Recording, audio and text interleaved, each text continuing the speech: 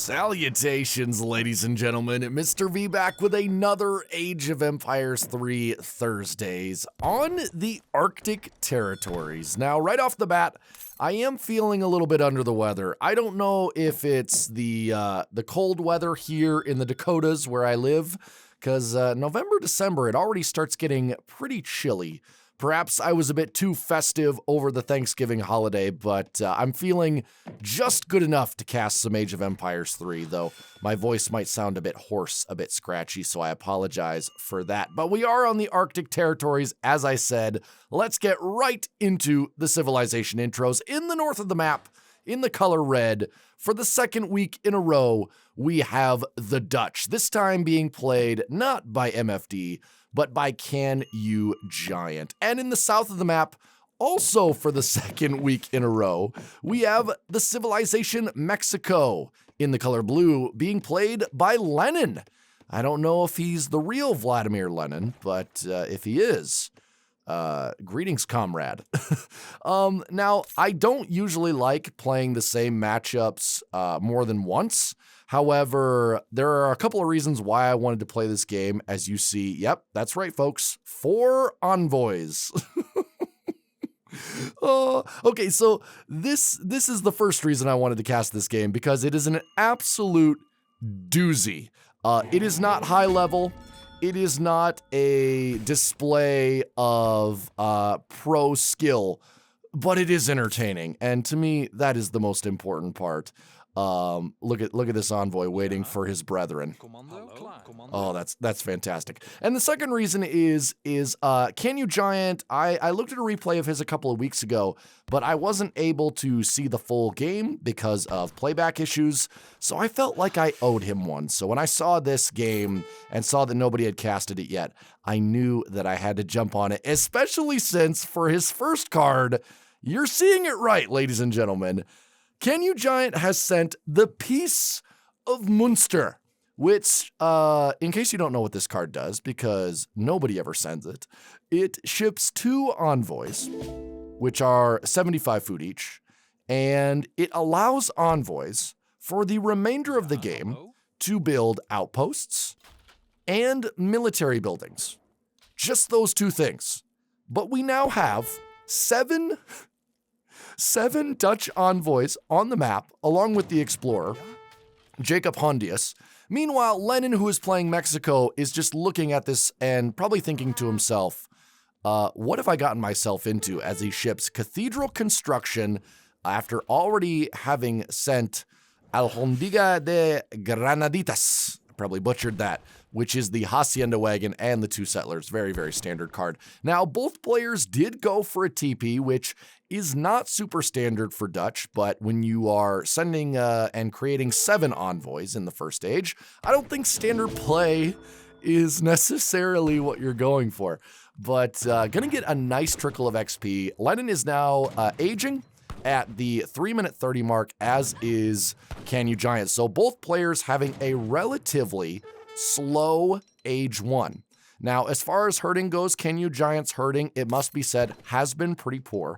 Although he only has 10 villagers. That's right, 10 villagers, not 15, not 14, because he did, in fact, send no villager shipments in the first stage. Meanwhile, Lenin's sitting at a comfortable 15 villagers, sending independence movements, so probably going to see some early revolution play out of him. But look at this!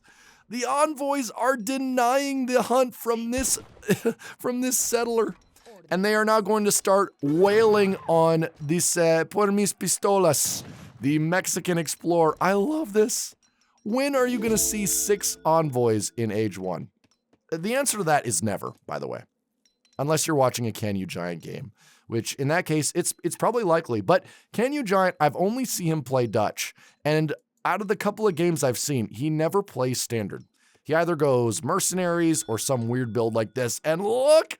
The envoys are putting down a barracks, and look at how quickly they're building that thing. 7 envoys, able to get that up very quickly. Meanwhile, Lenin trying to do some sneaky herding there. Stealth level 100.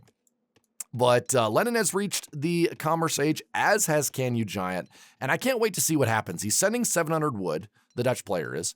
Meanwhile, Lenin is going for the Central American Revolt, going to be able to get some falconets and some revolutionary shipments out very, very quickly, getting down the artillery foundry, and gonna be seeing some pretty standard revolutionary Mexico play. Now, I must admit, it seems pretty slow. I'm not an expert in Mexico, but this just all seems a bit delayed. Granted, this is a 1400 ELO game, so we can't judge them too harshly. Meanwhile, the envoys are putting down an artillery foundry, and there are 5 pikes sieging the Mexican trading post, and I just want to point out, the Dutch player, Canyougiant, has no banks. We're 6 minutes into the game. No banks are up. He did not chop for one in transition. And he is getting a market. So, market, trading post, artillery foundry, 7 envoy rush. Completely standard. I mean, when you think Dutch, right? You think of only one composition. And, I mean, I know it gets tiresome, but you know when you play Dutch, you're going to be seeing the standard skirm, pike, envoy, artillery foundry. Oh my god, I love this game. But Mexico actually has a pretty surprising lack of units right now, is making some revolutionaries, and hopefully is going to be sending some very soon. But definitely needs to get some units out, because this Dutch army is actually starting to look kind of scary here. And villagers are now being harassed. 3 Hussar coming in, so the Dutch player going full in on military, and the envoys getting involved, trying to snare those revolutionaries, but they are going to get away. They need to try to kite some of these envoys. These envoys have 200 health and are going to sponge a lot of damage. Meanwhile, the Hussars getting in, going to be able to trap that infantry, and the pikes are taking out these villagers, skirmishers, putting down damage from the back, and no units are coming out for the Mexican player. He has no food, desperately trying to gather some, but his army is going to evaporate. Meanwhile, a falconet being produced, and it's going to have no support. 2 grenadiers out for the Dutch player. Oh my sweet Lanta. What is going on? And meanwhile, the Dutch player behind this, 12 villagers. This is hilarious. Some Insurgente is going to come out. He's going to try to get those on the Hussar, but they are going to go down very quickly to the skirmisher fire, and in comes the falconet, but it's going to be beaten down by the envoy crew. This unit, ladies and gentlemen, is an absolute menace. By the way, bye-bye pikeman in the back. Just gets obliterated by the falconet, but the Hussar, with the help of the envoy, able to take down that artillery piece. The Dutch player has lost quite a few units. All of his skirmishers are pretty much dead, along with a good number of his pikes and his grenadiers, but able to do a lot of damage there. Took out a lot of revolutionaries, did take out the Mexican explorer for a nice XP trickle, and was able to take out that falconet, and still has quite a bit of siege potential with these pikes. Meanwhile, Mexico has no shipment available, and the Dutch player finally going to be getting down a bank wagon, and that'll be his first bank at the 8-minute 30 mark. You'll love to see it. 2 more grenadiers coming out, gonna be able to take out this artillery foundry. That's 250 wood invested, and these Mexican villagers just don't really have any safe food. And it goes back to those original 5 to 7 Ulan, keeping that one villager from hurting in these moose, and it's creating a lot of trouble in the mid-game, or mid-early game, for the Mexican player. And look at how Canyougiant has his units spread here. This cathedral is going to go down. Ladies and gentlemen, more envoys going to kind of trap these revolutionaries. This is absolute gold. I love it. I'm here for it. And of course, more grenadiers coming out for the Dutch player. Canyougiant, you have made my week, sir. You have made my month. You have made my life. And I love you so much. Meanwhile, Lenin, what do you do besides just pump out mercenaries? But these envoys eat so much damage. He's going to have to focus the pikes, and he's going to have to get rid of these pesky cavalry. But right now, I think he really has to focus on taking out the siege potential of this Dutch army and allowing his town center to do the rest. Finally, the Minutemen coming out. I think these guys are a little bit late here, but better late than never. They're going to clean up the Grenadiers, and it looks like the Dutch army is finally going to be eliminated. The Dutch pressure has been held. The preeminent Rush Civ, the Netherlands, has been kept at bay, and the Mexican villagers can finally gather food on the Arctic tundra. All is at peace. All is right with the world. One Grenadier coming in to cause some trouble, but I don't think he'll be able to do much. The Minutemen, in combination with the revolutionary spam, has beaten back the Dutch, and if I were Lenin here, I would use this momentum to try to take out some of this infrastructure that's sitting on top of my base so that I can get at this coin mine and this big moose hunt over here. But is going to take out that Grenadier. And Canyougiant has a very weak economy behind this. Just has 18 vills, and if we go back to his base, he's got one bank. His herding has been quite poor, actually, just because he's been focused so much on the aggression. But yeah, the Dutch economy, incredibly weak, and the wall foundations are down. Ladies and gentlemen, walls equal wins. This is a nice wall here, going to be able to protect his coin mine and the few caribou he still has back here. A stable going down, that will be very nice to possibly deal with those envoys. He might just need some handcav to get in there and beat them down. And with Skirm and Grenadiers being the only thing out for the Dutch player, some cavalry would be very, very useful. Is sending Salvadoran coffee. What does that do? Oh, I didn't see the shipment. What did it do? Oh, did I miss it? Ladies and gentlemen. Oh, no, here it is. Ships an additional settler for each shipment you have sent so far this game. Wow, so 8 settlers. If I got that right. 22 settlers now for Mexico and 21 for Dutch. I wonder, has Lenin just not been making vills? I mean, granted, he revolted, so he technically can't make vills, right? Oh, wow. I think that's what is allowing Canyougiant to stay in this game. But a good batch of skirmishers and grenadiers out here now for the Dutch player. He has sent 700 wood, 600 wood. He's kind of running out of age 2 cards. Possibly consider age 3. Get some Reuters out and play normal Dutch. Second and third banks coming up. So the economy is beginning to recover for the Dutch player. And if Mexico does not make something happen here, it could be dastardly. But in come the Chinacos. And those 4 Chinacos will probably clean up this entire group of skirms and grenadiers. And Canyougiant playing it risky by going completely into artillery and light infantry and paying the price here. A great tech switch by Lenin. Very, very nice play by him. He's not going to pursue those skirmishers. Or no, he is with his cavalry. He's going to leave his infantry behind to do some good siege. I really like that splitting of units. That's not something you always see in ELO of this range, but very nice work here by Lenin as gonna take out that barracks. And I think Canyougiant is simply pulling back, and yes, he is going to invest in the third age. I think that was a good decision. I think trying to rush out some units to try to save this infrastructure was not what he needed to do. I think he's done all the damage he's going to do with this Mimi rush build, and I think he just needs to fall back and play standard Dutch. Lenin is nowhere even close to the third age, and of course he's revolted, so aging up is going to be difficult to say the least. But now sending 600 wood, yeah, Mexico's in an awkward spot here. I mean, he has the bigger army. It's still not a great army. 9 Reuter will be able to basically cut the Mexican army into oblivion. Now, he has cleared up the infrastructure around his base, but I think actually it's playing into Canyougiant's favor because it's just buying him a lot of time. It's going to buy him time to get a stable up, possibly even a barracks. Does he have any wood? No, but he is sending 9 Reuters, possibly trade in some coin and get a barracks up.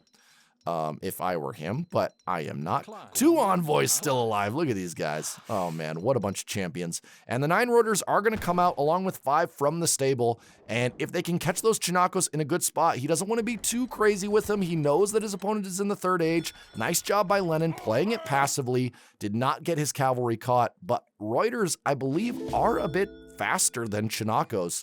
So let's see, and it looks like those cavalry are going to get away scot-free, but the Reuter mass has now, amassed. He is now at 14 Reuters, and, it's going to be a good catch here. Going to catch those Chinacos, trying to possibly get some raiding done in the south, but I think all these cav might go down, and the revolutionaries far too far away to aid their horse-riding brethren. But those Chinacos, he might get away with a few of them, but good free damage there from the Reuters. Now if he just gets down a barracks and gets out some skirms, I think the Dutch player is actually going to be in a really good spot. Meanwhile, Lenin, yeah, again, he's just floating a lot of resources. 750 food, 600 wood. Oh my gosh, 600 coin. And I don't know what the plan is here. What is the move here, Lenin? Walls, okay, good. We all know that walls are OP, but those walls aren't doing much. Man, I don't know. Unless he's going for some sort of, I don't know. I don't know Mexico well enough to see what he's doing here. If what he's doing is obvious, please post it in the comments below. And, these 2 envoys coming in handy, building another barracks and putting it in kind of a nice spot behind this plateau here. Going to be able to shield it from any dastardly Mexican plans. In come the Reuters, going to do some nice raiding here, hopefully. I don't think he has enough Reuters to one-shot any Vills, but is at least going to get them belled up. In come the revolutionaries, and Reuters, yeah, I wouldn't take that fight. Definitely get out some skirms, and then march in, and if he can pressure this coin mine that Lenin is on, he's going to be in a very, very nice position. Lenin being stretched for food all the way in the north of this base. He does have this wall up. Meanwhile, the Dutch player, I mean, he really doesn't care where he's gathering his food because he has not been pressured at all this game. So he is hunting for free, but if we do go into the late game and the Mexican player is able to push, this hunt is going to be very, very exposed. Quick Vil check. Lenin's still at 21 Vils. Meanwhile, Canyougiant at 30. So now a definitive economic advantage for the Dutch player. And I think that's what's going to seal the deal for Lenin. Just this passive play is really what's digging his grave, because it's just allowing Canyougiant to catch up from the huge hole he was in from that very, very, very, very silly envoy build. It was entertaining, but I think we can all agree that that build has no place in the meta. Canyougiant, I love you so much. Thank you for those builds. I don't even know if he's ever watched one of my games. I hope he somehow finds out how much I enjoy watching him play. And the market going down for Lenin, more walls going up, is going to wall off his own coin mine. I don't know if I love that wall. I don't see what purpose that's going to have. But some hussars getting thrown in for the Dutch here. A lovely 3-unit composition. I don't know if it pays to get the veteran upgrade on those yet. Maybe if he gets out 5 more. But it looks like he's going to completely invest in Skirm Reuter from here. A nice batch of skirms. He's got 14 skirms, 22 Reuters, 5 hussar versus only 10 revolutionaries. And it looks like this might be the definitive fight. There are holes in the wall. Oh, Revnak would be weeping at his keyboard right now if he could see this. And the Mexican army stands no chance against the Age 3 Dutch units. The Chinacos going down. The revolt has no. Mexico has rejoined his country, but it is going to be too little, too late. Villagers going down here. Skirmishers pouring in fire. The revolutionaries are completely wiped out. And it looks like a very, very interesting victory for Canyougiant and the Dutch Empire this game. The Mexican explorer is going to go down, and I think it's time for a little right click on the TC here, Canyougiant. No, going to go for the stable first. That's actually not a bad idea. What are we going to see? We're going to see 9 soldados and a falconet. Okay, so this is going to be the final hurrah from Lennon. Out it comes. Where is he going to pop it out? Going to be very important. Okay, good. He's got that falconet shielded by the town center. But against this many Reuters, that falconet is not going to be very helpful. The skirmishers taking out the soldados very quickly. The hussar trying to get back at that falconet, but Lennon is doing a great job shielding with his villagers. It's not going to be enough, and that is... All right, ladies and gentlemen, I apologize for that quick cut, but right at the end of the replay, we once again had a bit of a playback issue, but this time it did not end before the game ended. It was a definitive win for our boy Canyougiant, the envoy. The envoy rush coming in strong, I tell you. That was really entertaining. So I wanted to at least try to find some of the stats from that game. So using the power of the Free Food Party website, which shout out Free Food Party, if you ever want to give me a sponsor, wink, wink, nudge, nudge. But using their website, I was able to track down this game, and I did want to provide at least some stats. This is not as in-depth as the normal post-game, but I hope it will suffice for now. So, a huge economic score advantage for Canyougiant, 12,000 to 7,000, and that's simply because he was at 21 vills for a very, very, very long time after the revolt, and it gave Canyougiant plenty of time to get up his banks, get his economy rolling, and really get back into the game in that way. Military score also was way further ahead for Canyougiant, simply because he was producing far more units, and I don't really know what Lennon's play there was.